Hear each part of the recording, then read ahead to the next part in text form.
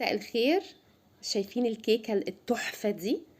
انا هعمل لكم النهارده كيكة اقتصادية بالشوكولاتة، بأمانة وهم وطعمها حلوة وتشرفك في اي مناسبة وسهلة بسرعة. هنجيب الخلاط، هنحط كوباية سكر عادي، معلقتين كاكاو كبار خام، معاهم كوباية لبن، هنضربهم شوية. وبعد كده هنجيب ازازة زيت عباد الشمس عشان اخف حاجة، هننزل واحدة واحدة والخلاط شغال كأنك بتعملي مايونيز. واحدة واحدة هتشوفي. بصي انا فتحت الغطا بتاع الخلاط عشان تشوفوا.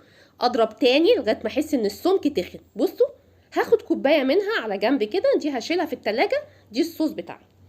بعد كده هجيب ورقتين فانيليا وبيضتين بس، مفيش اكتر من كده، هحطهم على نفس الخليط ومعلقة صغيرة خل، واحطهم عليهم وافضل اقلب. وبعد كده اشغل الخلاط عليهم يتضربوا شويه حلوين عشان البيض يمتزج ويبقى حلو قوي. هجيب كوبايه وربع دقيق هنخلهم حلو قوي.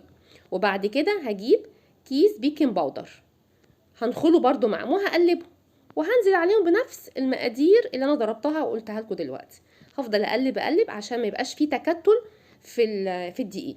واجيب صينيه انا دهناها ومبدراها بالدقيق، واحطها فيها واحطها في فرن متوسطه اكتر من نص ساعه. حطي خله كده شوفي ان كانت استوت ولا لا. برضو بنفس الخله انا بقلب كده عشان اخلي الهواء يدخل فيها وتديني ارتفاع.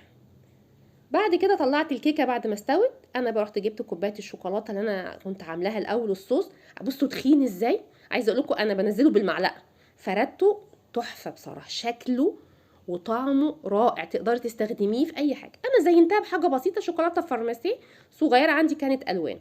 بصوا انا بقطعها هشه جدا وبطلعها، هتشوفوها هي في الطبق قد ايه خفيفه وهشه، طعمها رائع، تنفعك في اي عزومه وبتنجز معاكي، مش مكلفه خالص. هي ببيضتين فقط وكوبايه لبن وحاجات موجوده في بيتك، تقدري تاكليها وانت بامانه رائعه رائعه. انا مش قادره اقول لكم علشان هي وهم ما قعدتش عندي، خلصت على طول.